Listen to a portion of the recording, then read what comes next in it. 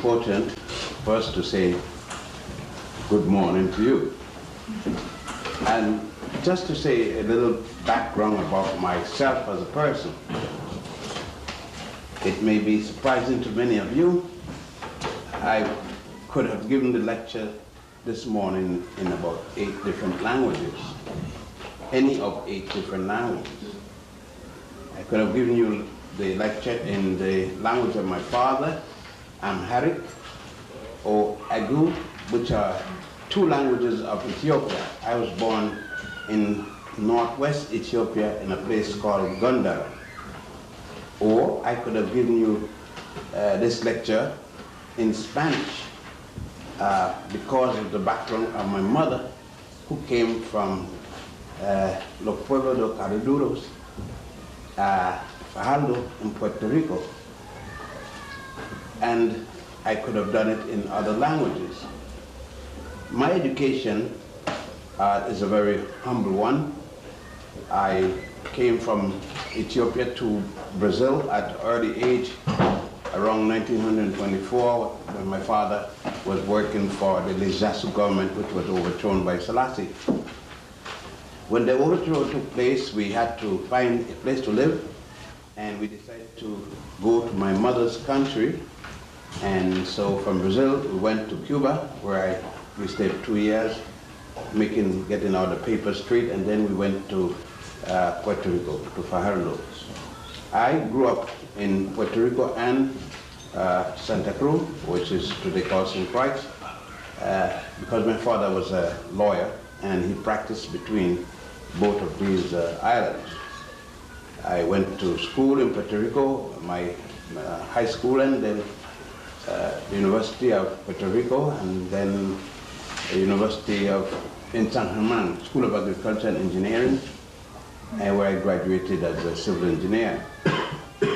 I then left there, went to Cuba, and took a master's in engineering and a doctorate in anthropology, cultural anthropology.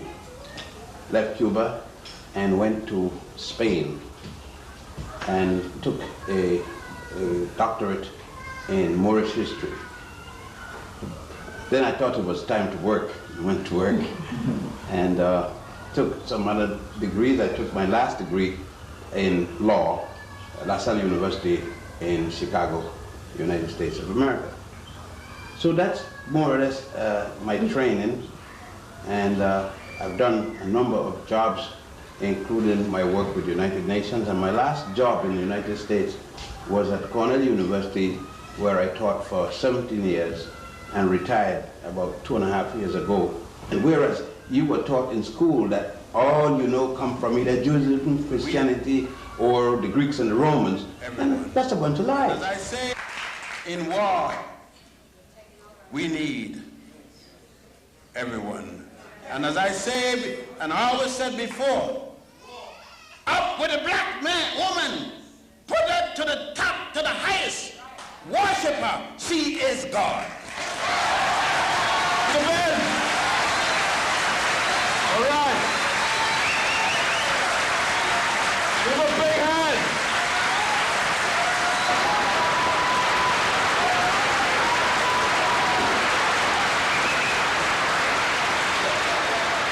Brothers and sisters, we are here tonight to celebrate one of our national treasures.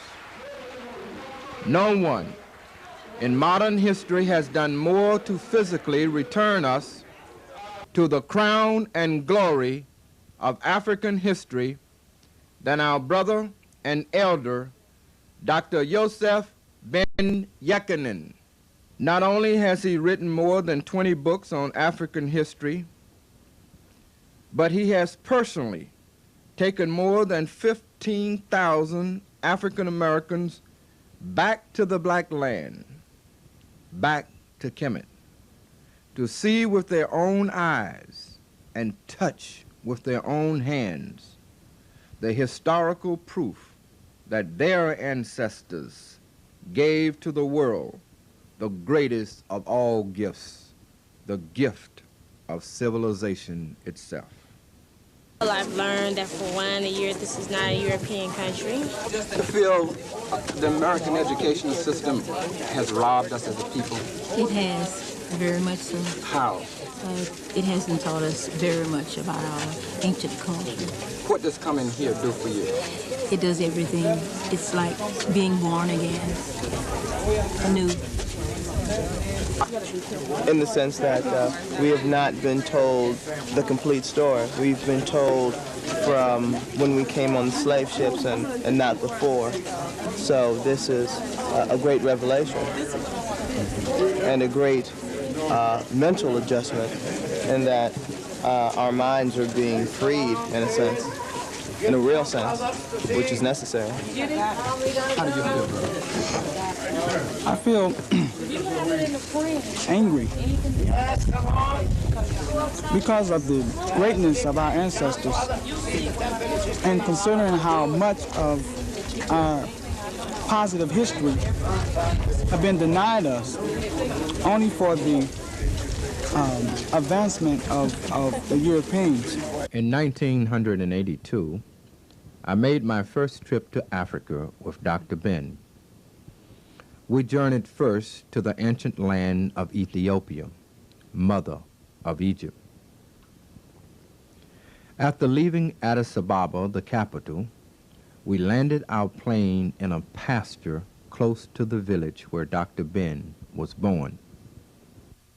Of course, the village is in bad condition now because the people had abandoned it and went to Israel.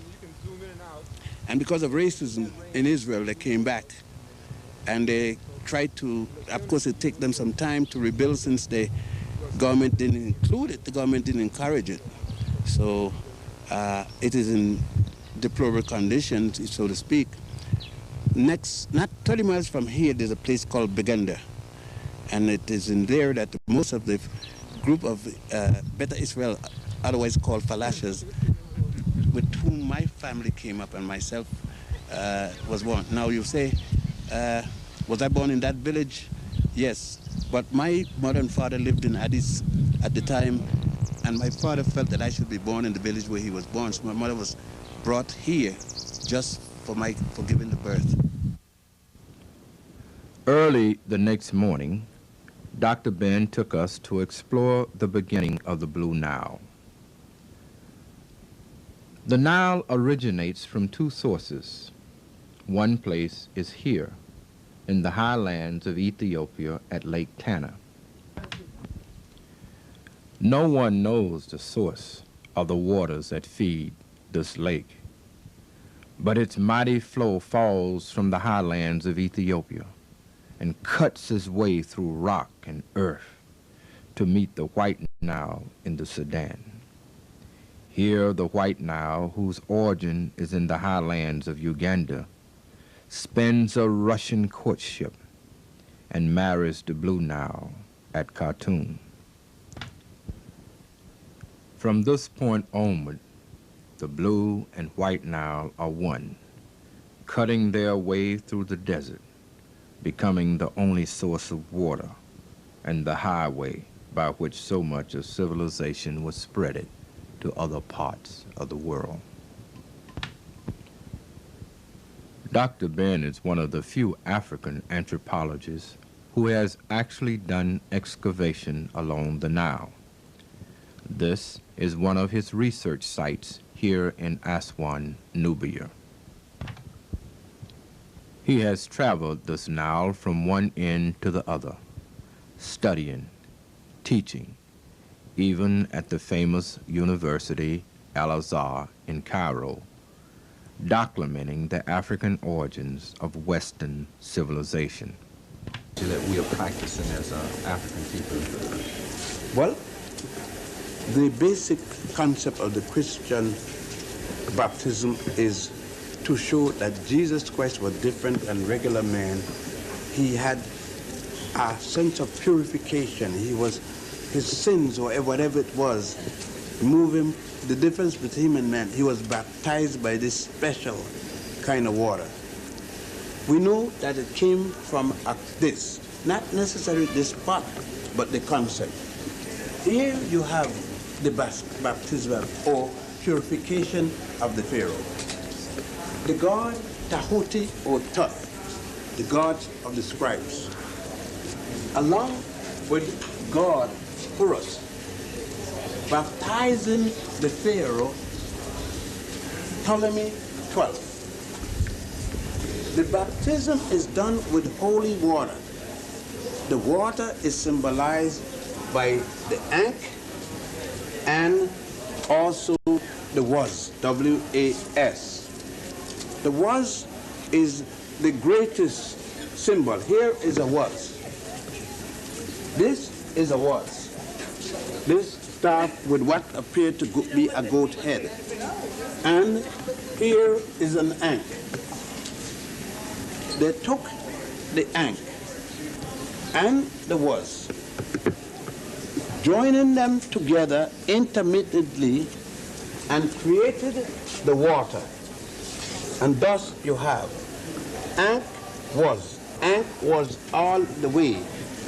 This is the purification rite, because the Pharaoh cannot be installed, coronated, without being purified. The removal of all his wrongdoing, because since he's going to be the Pharaoh and he's going to represent the people with the admonitions of Ma'at, I have not done any wrong, I have not committed murder, I have not robbed, I have not speaking with an ill tongue, to make sure he has to be purified, like Jesus was purified. And just so, the school system, education system, was centered around the temple. First it was the temple or grand lodge, as they were called, lodges, at Saqqara. That's in the Old Kingdom. Then in the Middle Kingdom, it moved to Waset, now called Luxor. The Greeks had called it Thebes. It is in this citadel of wisdom that man conceive of the universe in mathematical terms. Man conceived in such a way that he was able to develop a constant for dealing with the radius from where he sits to the next planet, the moons and suns, which we get as 3.14, so forth, called pi by the Greeks. Trigonometry, spherical geometry, the theorem which Pythagoras copied and carried to Greece and so forth, all centered around spirituality, religion, as it had been when Galileo and others were murdered by the church, the same church which had been carrying on, but the church got scared that they were going to lose the power to the general people and murdered some of the greatest shining stars. But it was at these centers of learning, education center, which the European calls the mysteries, that these Africans had started. It's there that they built up the world's first calendar dealing with astronomy and astrology. Astrology not in the sense of my sister falling in love with my brother and all that kind of thing, but astrology as the correlated science to astronomy. Astronomy dealing with the measurement distance from one planet to the other, etc. Astrology, the physical reaction, such as low tide, high tide. Man called this Masonified mathematics because man put it into the stone builders when he stood for it, like Imhotep when he first built the first stone structure. Man didn't have to build in wood no longer, therefore structures can last. And that's why Egypt is studied more than any other part in Africa, because Egypt started building in stone before anybody else. And stone survived, whereas the wood petrified and otherwise suffered decay. Even though Egypt isn't the oldest, she is the oldest where they record. But We have every record from the Egyptian. We came from the beginning of the Nile, where God happy dwells, at the foothill of the mountain of Mu. I just recited from the papyrus of Hunefa, where the ancient Egyptians said they came from the foothill of Kilimanjaro and Rwenzori, where the Nile starts, in Uganda and Ethiopia.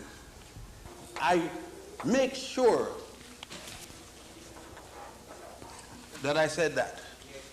And I said the oldest woman was known as an African. So in the morning, if they dig up one older, I am still correct. But you make the mistake and tell white people, the oldest woman is a black woman. How you know? Did you find some pigment on her bones? No, you didn't find that. When we find Denknesh, you call her Lucy. I don't know anybody named Lucy in Africa, unless you went there, or unless the missionary mess up with you. But Denknesh is an Ethiopian woman, 3.2 million years old. And you're going to talk about Adam and Eve? When I got to go about age, I'm talking about Zinjanso Posboise. And you're going to tell me about Adam and Eve? 1.7 million against 6,000. Not even 6,000, 5,000. That's what they're celebrating this week. I mean, be reasonable. We got to move. We got to be, if we're dealing with reality and we're going to challenge something. If you're telling me that you're at City College and you flunk math, and you come to me as a professor, as some of them used to try to do at Cornell, but let me tell it to you orally. We can do it better orally. I said, like hell. You're going to write it down. I know you could write it down because when nobody else was writing science, math, you were writing it here. I could carry you, and I've carried many of you in here right up to the Holy of Holies in Karnak Temple, what it, and show you the number system and the wall. Anything I told you, I carried you. That's the point. How could you go and see it and come back and then lie to yourself and say, no, it got to be the way Uncle Charlie taught me.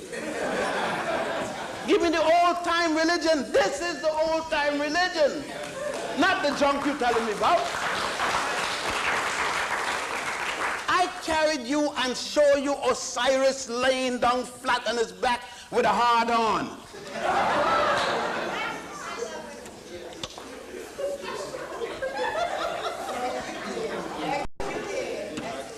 The first resurrection story.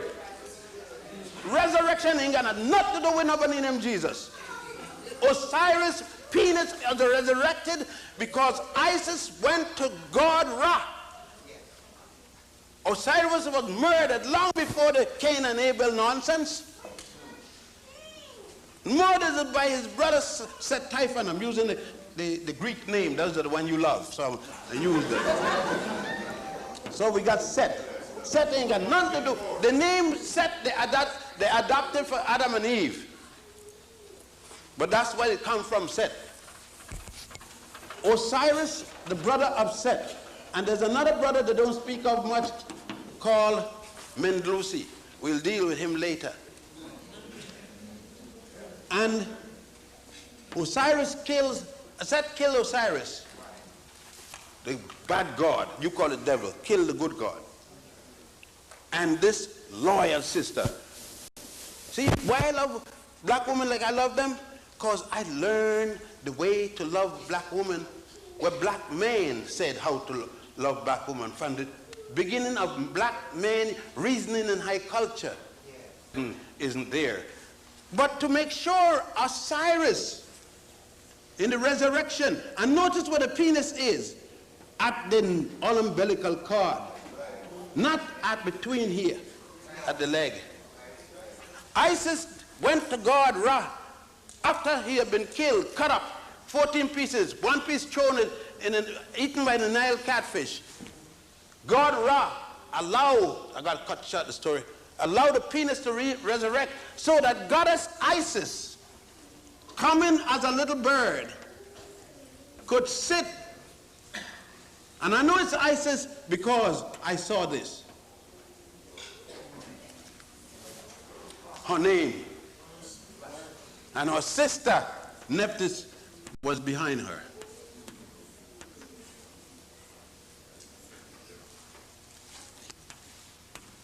And the goddess, the Hecate, the frog goddess, saw the action.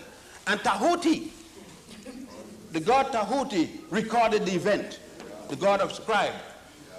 I know that. And Isis sat on the penis of Osiris and received the sperm. Here where the Christian copied it in the story of Matthew. And a man named Joseph was walking or coming through the land. And there was this girl named Mary, this Jewish girl. And he stopped and talked to her and tell her much he cared about her and everything going. He betrothed her. I'm engaged to you. You're mine. You're virgin. And he went on, and 3 months later he come back and she's big with child. He didn't touch her. Baby, what's wrong with you? I'm pregnant. Bitch, thou art a whore. Thou art a whore. That's why the Christians moved the book of Matthew first and put the book of Luke after. And up to the Nicene Conference was the book of Luke. But Luke said to a woman, a child will be born. Matthew said to a virgin. Two different states, but a woman. And the word Virgo didn't mean hymen. That came later. Thou art a whore. And the angel of the Lord came tonight and said, Joseph, think not ill of the woman for what she has in her. Didn't come by man, but by an angel, a bird. Didn't come by man, but a bird. He is the Christians, and they came and tried to chop out the evidence. You saw it. Sister Jeff, you saw it. Jeff, you saw it. And many more here. Sister Franklin, you saw it. And I could go down the line, almost all of you saw it. Now, how could you say something else? You saw where they tried to dig out the evidence. And I'm talking about the cracker Christians. I'm not even talking about the black ones. Huh? Dr. Ben is more than a historian. He is master in the craft and high priest of the lodge. As such, many come here to the ancient temples to renew their wedding vows. In the tradition, we do not join two people. It is not the custom anywhere in the continent of Africa to join two people. We join two families, two villages, two waters. We are come here to join you as we join the lotus flower with the papyrus. Many have accused Dr. Ben of being raw and common. Brothers, where is heaven? All right. In some academic circles, he has been shut out. But rather than give up his integrity and his commitment to his people, he replaces the pain with love. And the masses love him back. They shout for more. How can a people take my symbols and the money they ever seen, I am Horus, and all those things, to put on the money because they had no way else? From Washington, and every one of them copied everything I had in my society. My symbols of ethics. Tell the Jews, Friday, I want my goddamn 10 Commandments back.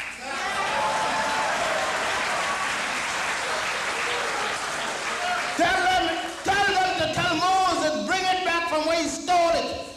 Grand Lodge of Wasset, which they call Luxor. Yeah, tell Diane Ravage, because I know she's got her little scout here. You tell Diane, give her your radio, give her your Japanese recorder, so that she can hear good, amplify it good. You got my permission? Yeah? It's war.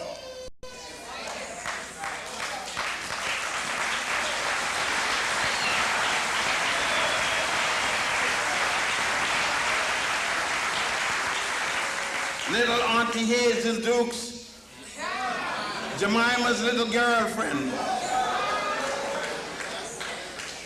Little Charlie McCarthy Wrangle. He lives in the building where I stay, 40 West 135th Street. He got angry with me and challenged me when I talk about his trip to Israel when he came back as Charlie Wrangleberg and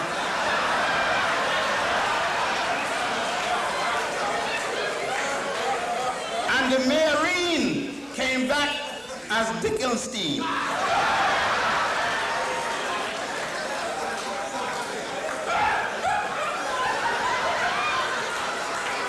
The Mayorine was crying today.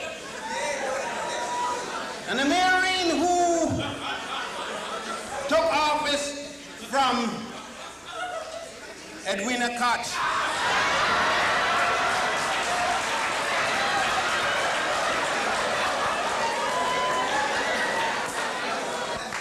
I'm going to wind it down because, you see, what good is the titles? You know, from now on I'm asking you to call me Ben. Joseph Ben Yekanda. This is serious business. I don't have any use for the Crackers PhD anymore. Some of us, I used it against him long enough. I don't need the sucker nor his PhD. Because you could see, they call you doctor and shove the shiv in your behind at the same time.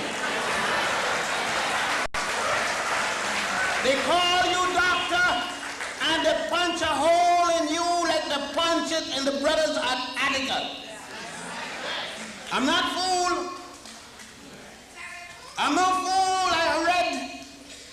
I read that sick, consumptive guy that wrote your constitution and all kind of stuff. When he said, be it resolved that all men are created equally. That bastard knew he was lying down to his mother's teeth. Because he had slaves when he was saying that. And he was going with a slave woman when he was saying it. So don't tell me all about this highfalutin nonsense about English grammar. You say we are when you want the grade. Say it. As you get the grade and you finish, you say we is.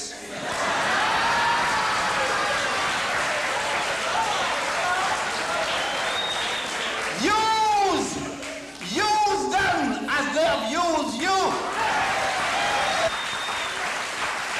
Because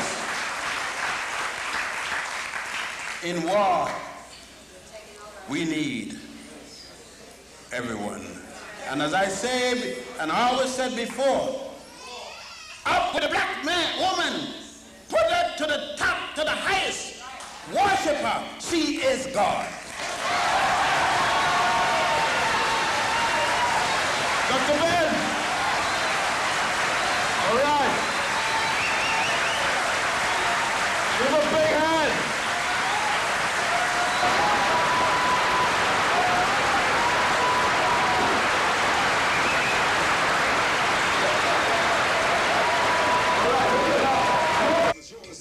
It was the home of many great dynasties.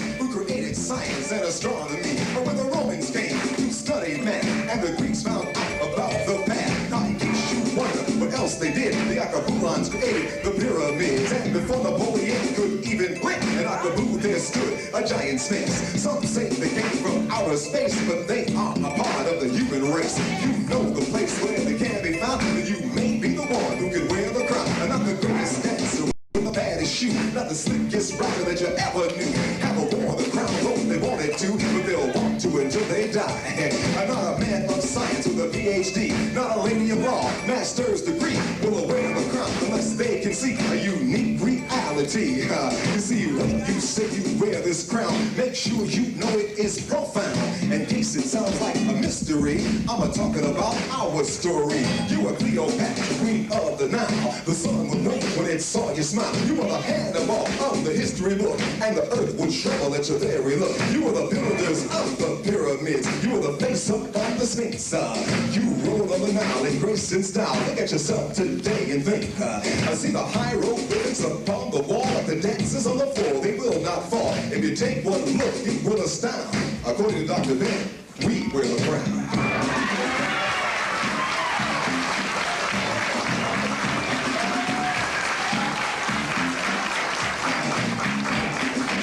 He did it to all of us, you know what I mean?